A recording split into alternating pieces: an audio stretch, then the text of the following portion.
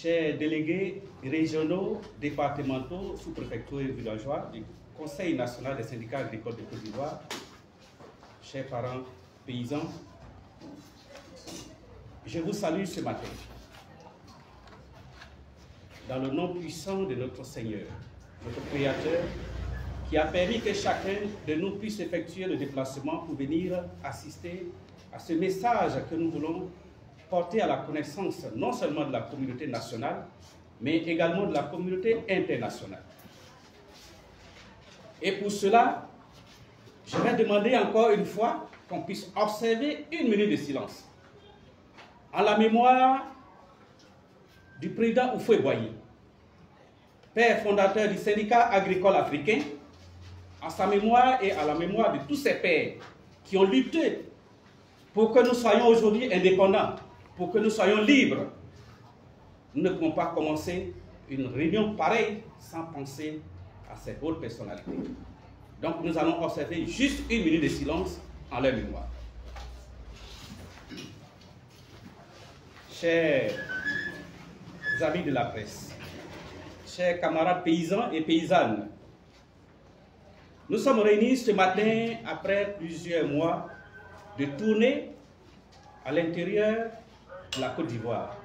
Nous avons sillonné la presque totalité des régions agricoles de la Côte d'Ivoire pour entendre et recueillir les préoccupations et les besoins des paysans de Côte d'Ivoire dans leur ensemble. Entendez par là tout ce qui est agriculteur, café, cacao, EVA, anacarde, palmier à huile, vivrier.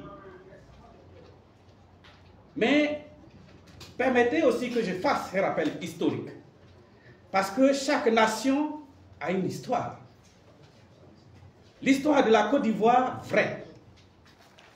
Parce que nous clamons aujourd'hui que nous sommes indépendants. Mais l'indépendance a une source. L'indépendance a des pères. L'indépendance a des mères. C'est dans les années 30 que nos grands-parents, avec à leur tête Félix Houphouët-Boigny, ont fait des constats au niveau de nos États africains. En 1932, Houphouët-Boigny et ses camarades constataient que nos grands-parents détenaient des plantations de café et de cacao au même titre que les colons. Et nos grands-parents partaient travailler de force avec des chicottes à l'appui dans les plantations des colons. Et à la commercialisation, on faisait la moitié du prix à nos grands-parents. C'est face à ces injustices-là que le président Félix Houphouët-Boigny et ses camarades du syndicat agricole africain ont décidé de se mettre ensemble pour lutter pour que l'Afrique noire puisse connaître l'indépendance.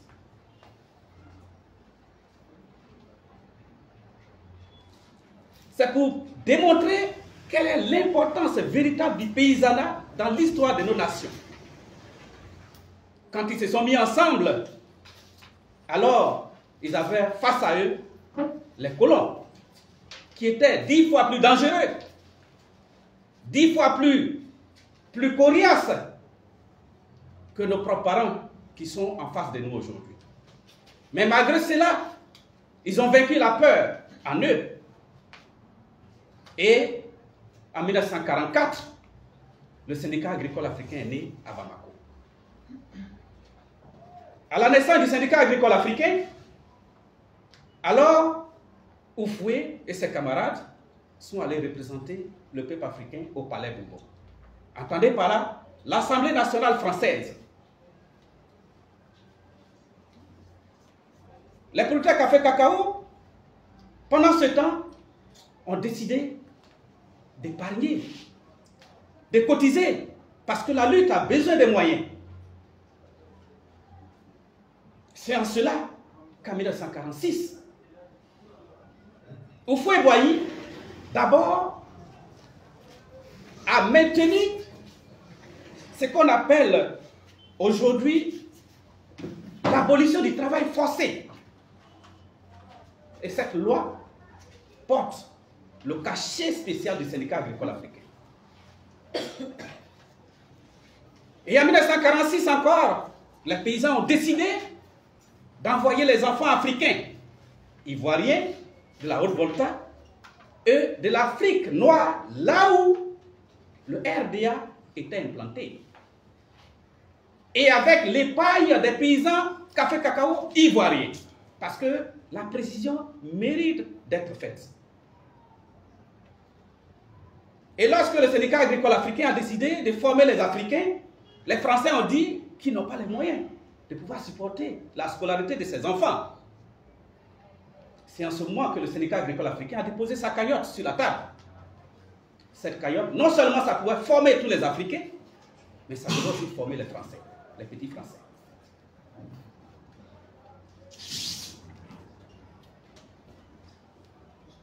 Et en 1946, il fallait aller maintenant à l'Assemblée française pour statuer sur les lois. Parce que le syndicat agricole africain était au Palais Bourbon, à l'Assemblée constituante d'abord, et il fallait maintenant parler des lois qui allaient régir nos colonies.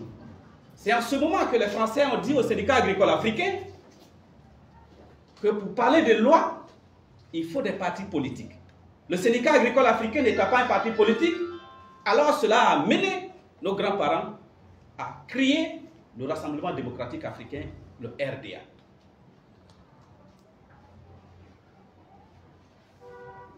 Ce qui a permis que le RDA soit présent du moins ça, au Palais Bourbon pour débattre des problèmes des Africains.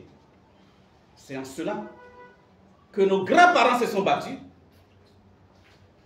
pour qu'en 1960, les États africains connaissent ce qu'on appelle l'indépendance dont nous jouissons aujourd'hui.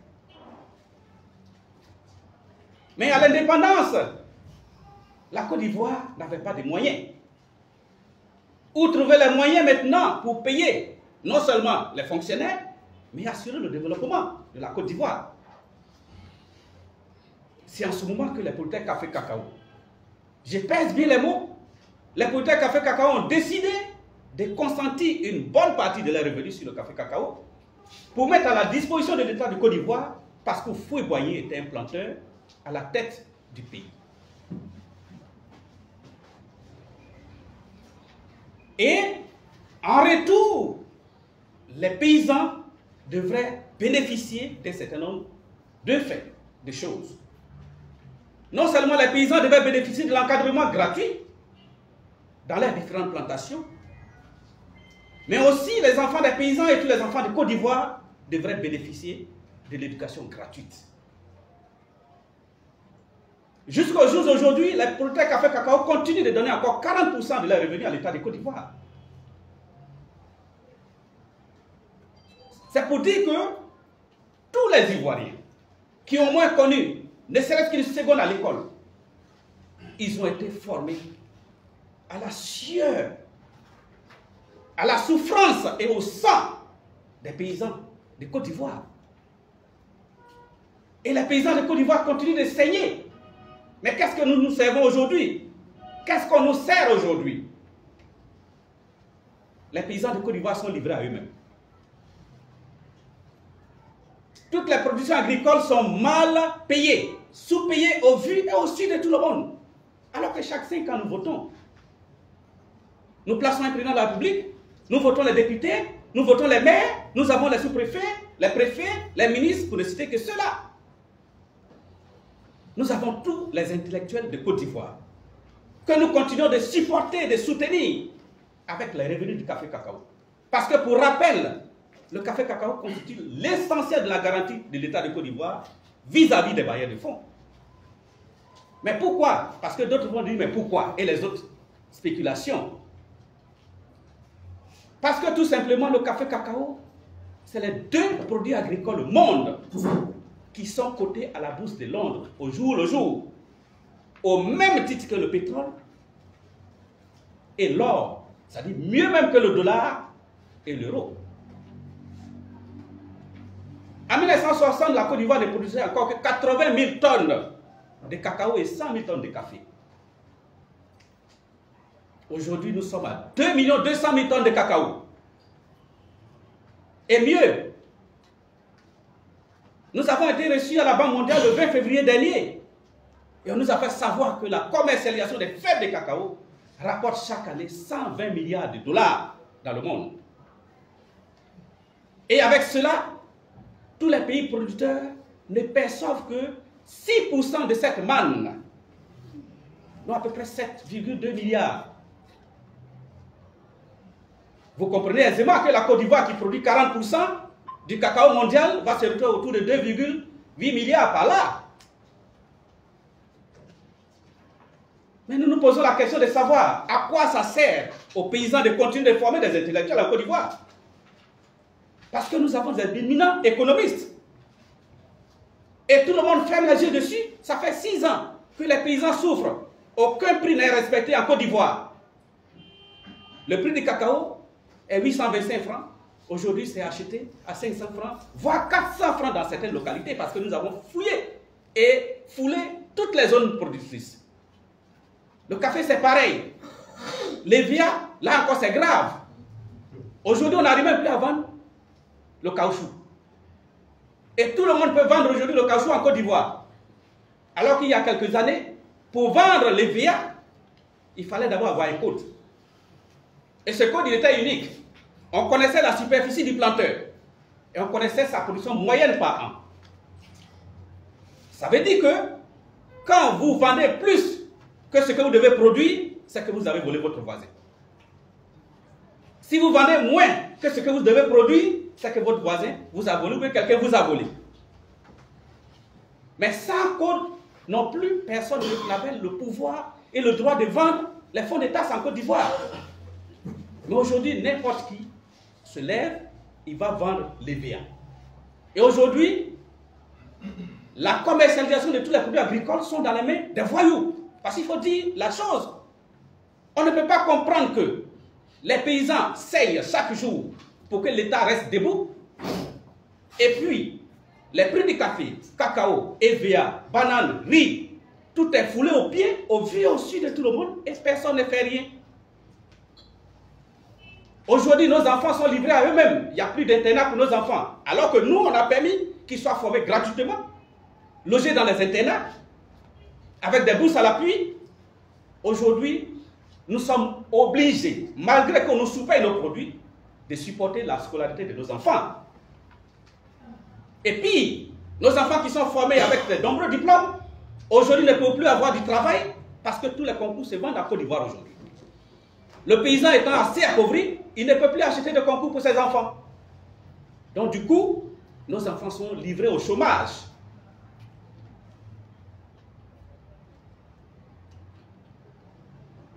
Vous comprendrez aisément. Parce que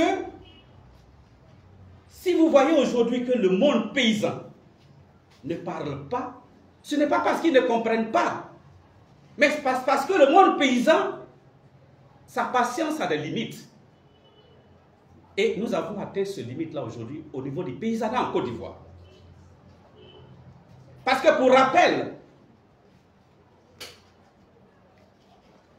nous avons reçu un témoignage éloquent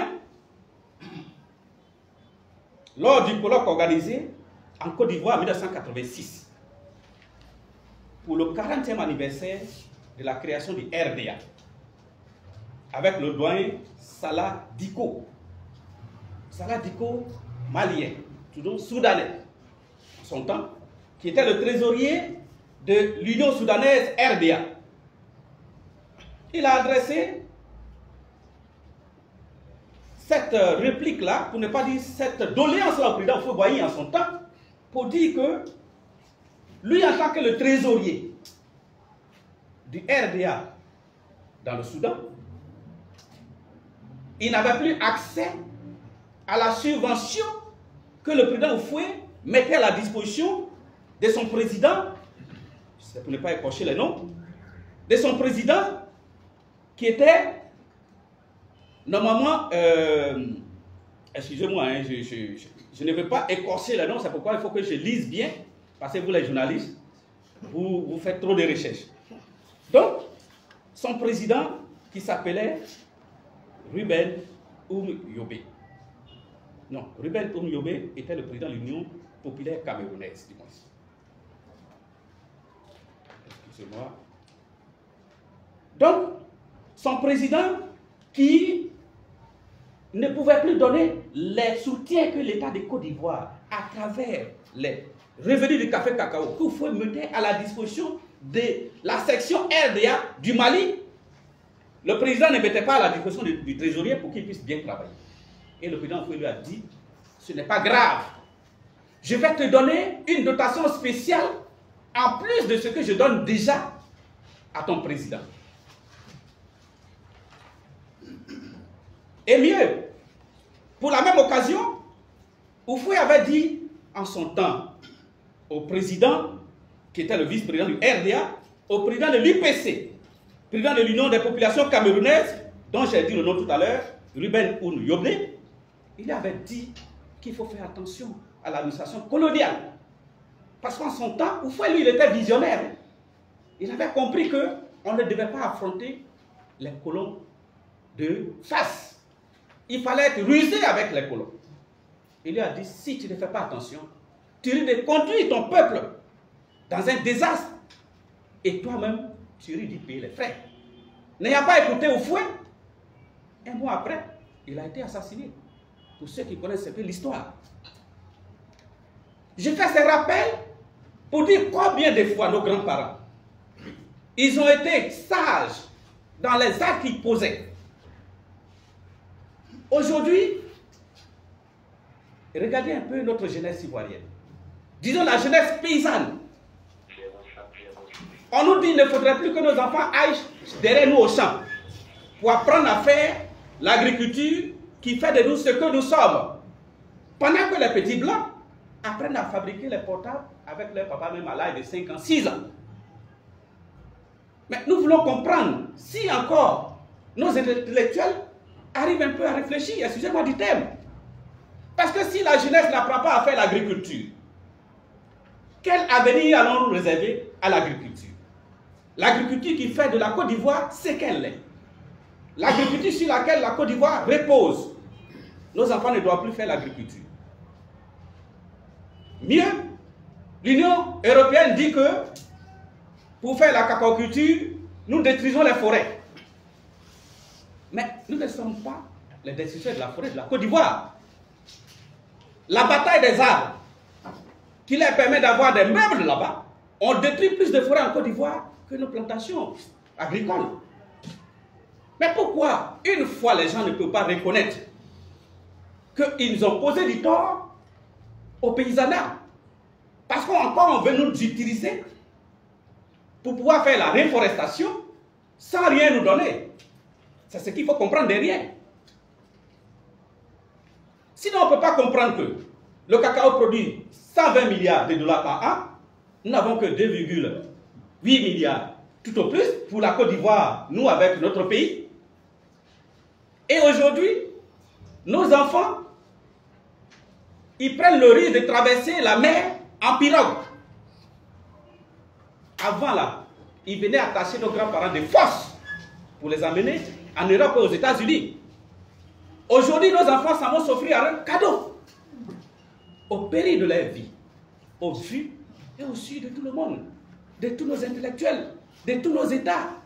Mais on se pose la question de savoir à quoi ça sert tous ces intellectuels aujourd'hui pour que le paysanat, pour qui il faut soutenir pour que l'économie reste debout. Parce que comme je vous l'ai dit, le café cacao étant la seule garantie de l'État de Côte d'Ivoire vis-à-vis des bailleurs de fonds. Ils ont fait de telle sorte que la culture du café est tombée. Aujourd'hui, le cacao est mal payé. Les paysans sont amenés à délaisser le cacao. Si le cacao est délaissé, alors que va devenir l'État de Côte d'Ivoire? Sans garantie. L'État ne pourra plus payer ses fonctionnaires. Donc, ce que nous faisons aujourd'hui, c'est d'interpeller tous les Ivoiriens dans leur ensemble. Ce n'est pas de la politique politicienne. Parce que nous avons constaté que, après Houphouët, tous ceux qui se sont succédés, qui l'ont succédé, ont tous échoué en matière agricole. Tous échoués. Parce que nous avons découvert que depuis 1960 jusqu'au jour d'aujourd'hui, le financement du café et du cacao est assuré chaque année par les réserves des Ivoiriens logés au Trésor français via la Banque centrale, la BCEAO. Depuis 1960 jusqu'au jour d'aujourd'hui. Chaque année, au mois d'avril-mai, chaque gouvernement fait les prévisions des récoltes et les dépose auprès de la BCEAO. Et au mois de septembre, les moyens sont mis à la disposition de l'État de Côte d'Ivoire pour assurer le financement de la commercialisation du café et du cacao et les autres denrées agricoles. Mais d'où que ça sort que depuis des années, non seulement le prix n'est pas respecté, mais on nous fait croire que c'est les multinationales qui ont les financements alors que c'est faux. Nous avons fini par découvrir que les gens nous lavent avec l'eau de notre propre ventre. On prend nos réserves, on donne aux multinationales, faisant croire que c'est eux qui ont les financements, et à travers ça, on donne aux intermédiaires, aux intermédiaires véreux, qui sous-payent nos produits, et après, eux, ils se partagent encore les marges. Donc nous finissons par nous rendre compte que toute la classe politique, ce sont des bandits. Parce qu'ils le savent tous, ils sont tous passés aux affaires. Mais pourquoi on laisse le paysanat dans cet état-là, tout en sachant que ce n'est pas normal? Le mal qu'on ne peut pas faire aux gens, c'est de les avoir soutenus, c'est de les avoir formés gratuitement, c'est de les avoir permis d'être à la tête de nos États. Alors il faut qu'on nous tue aujourd'hui. Nous voulons aussi dire, parce que les problèmes qui minent le secteur agricole, c'est nombreux. Aujourd'hui, c'est l'occupation de nos terres illicites aussi qui fait tache d'huile. Les gens disent que nous les Ivoiriens, on est paresseux. On est d'accord. Mais supposons que nous étions tous travailleurs. Vous pensez que quelqu'un allait avoir place pour s'asseoir à côté de nous? Je ne pense pas. Le fait qu'on ait accepté les autres de pouvoir s'asseoir pour gagner à manger, c'est le mal qu'on ne peut pas faire à quelqu'un. Aujourd'hui, on occupe nos terres. Quand nous nous plaignons, la justice préfère prendre les dessous des tables, nos corabiers préfèrent prendre les dessous des tables et puis transformer notre réseau en tort. Alors que c'est nous qui faisons qu'ils passent chaque fin du mois à la solde. Le moment est venu que le paysanat se réveille. Le moment est venu que le paysanat se fasse entendre parce que nous ne pouvons plus accepter d'évoluer dans ces conditions. C'est pourquoi de façon unanime, nous avons décidé en Côte d'Ivoire d'observer 72 heures de grève dans toutes les zones de production agricole de Côte d'Ivoire à compter du 1er octobre au 3 octobre prochain, reconductibles si nos doléances n'ont pas trouvé écho auprès des autorités. Parce qu'aujourd'hui, nous ne pouvons plus continuer de suivre ces bricolages que le Conseil Café Cacao nous sert chaque année. On ne peut pas comprendre que depuis 2016-17, nous nous sommes battus pour que les usines Sipcacao soient mises à la disposition des producteurs, pour qu'on puisse mieux écouler ces productions, et qu'aujourd'hui ces Sipcacao n'existent plus, pour ne pas dire qu'ils n'existent que de nom. En plus, nous avons tout fait pour dire que les paysans donnent déjà 40% de leurs revenus. Les 80 francs qu'on nous donne, là, personne ne peut réaliser des bénéfices dessus. Et puis mieux, les gens nous ont endormis pour nous amener aux sociétés coopératives. Pourtant, nous sommes des groupements à vocation coopérative. Le rôle des groupements à vocation coopérative, c'est de pouvoir assurer la collecte et puis donner le produit à l'État de Côte d'Ivoire. Parce que l'État de Côte d'Ivoire est le seul exportateur en Côte d'Ivoire. Tous les autres qu'on appelle exportateurs, ce ne sont que des chargeurs. Ils le font pour le compte de l'État. Donc nous nous disons qu'à compter de maintenant, nous ne pouvons plus continuer de vendre notre produit dans le désordre. Que l'État prenne ses responsabilités. Parce que du 1er au 3, tous les paysans de Côte d'Ivoire ont décidé d'observer un moment de grève. C'est la première. Mais la seule chose que nous voulons dire aujourd'hui, nous ne voulons plus que des gens, des non-Ivoiriens continuent de parler au nom des Ivoiriens dans nos filières agricoles. On leur a donné de la place. Ce n'est pas notre place qu'ils doivent prendre. Viens dormir dans ma maison, alors il faut me chasser maintenant pour que tu sois le maître de la maison. Parce qu'on apprend par-ci par-là des gens qui s'installent de gauche à droite pour qu'ils puissent faire quoi en Côte d'Ivoire? Il n'y a plus de Tia en Côte d'Ivoire, il n'y a plus de Série en Côte d'Ivoire, il n'y a plus de Kofi en Côte d'Ivoire, il n'y a plus de Yapo en Côte d'Ivoire. Pourquoi aujourd'hui, la filière essentielle qui est les filières, disons les produits de souveraineté de la Côte d'Ivoire, commence à être bradée aujourd'hui dans les mains des étrangers, il faut le dire. Nous ne pouvons plus continuer d'accepter cela. S'il faut qu'on nous tue, ils vont nous tuer. Mais la seule chose que nous voulons dire à tous ceux qui tenteraient de faire quoi que ce soit, C'est Dieu qui est devant ce combat. Parce qu'un bienfaiteur, il n'est pas un malfaiteur. Nous voulons juste que les choses changent. Les paysans ne sont plus prêts à continuer de commercialiser nos produits dans un système appauvrissant qui existe aujourd'hui, que ce soit dans la filière café-cacao, la filière EVA palmier, la filière vivrier. Parce qu'aujourd'hui, vous voyez nos mamans qui souffrent dans les plantations sans aide. On va prendre les bananes, les piments à vil prix dans les mains. Et puis aujourd'hui, on dit la vie est chère. Mais comment la vie peut être chère alors que, à ma connaissance, avant, quand les gens partaient au village, ils en revenaient avec les sacs de riz. Aujourd'hui, nous payons le riz en ville pour aller manger au village. Le même relève est là, hein. Rien n'a changé. Tout simplement parce que quoi? Parce que nos dirigeants avalent tout ce que les Blancs leur disent sans toutefois analyser. Parce qu'on ne peut pas comprendre qu'on dit à la jeunesse de ne pas aller au champ. Le paysan, il est seul, il ne peut pas faire cacao et puis aller faire riz. C'est pas possible. Sans soutien. En plus, il est sous-payé. Et après, on va dire que bon, la banane qui vient, ça ne suffit pas. Mais c'est la loi de l'offre et de la demande. Donc ceux qui font la spéculation, ils ne font que se sucrer toujours sur notre dos. Nous disons que trop c'est trop. Donc voici l'essentiel du message que le Conseil national des syndicats agricoles de Côte d'Ivoire tenait à porter à la connaissance de l'opinion nationale et internationale ce matin. Et dire à tous les paysans de Côte d'Ivoire que du 1er au 3 octobre prochain, nous tous, nous devons observer ce moment de grève. Chacun porte son bandeau vert au bras gauche, à la tête ou à la taille. Mais nous avons décidé qu'aucun produit agricole, nous disons aucun produit agricole ne doit sortir de nos villages et campements. Pour ne pas que les politiciens disent que nous sommes en train de faire trouble à l'ordre public, ce que nous produisons là, nous on dit, nous on ne vous donne plus d'abord. Jusqu'à ce que vous nous donnez la gestion de nos différentes filières agricoles de façon entière et intégrale. Je vous remercie.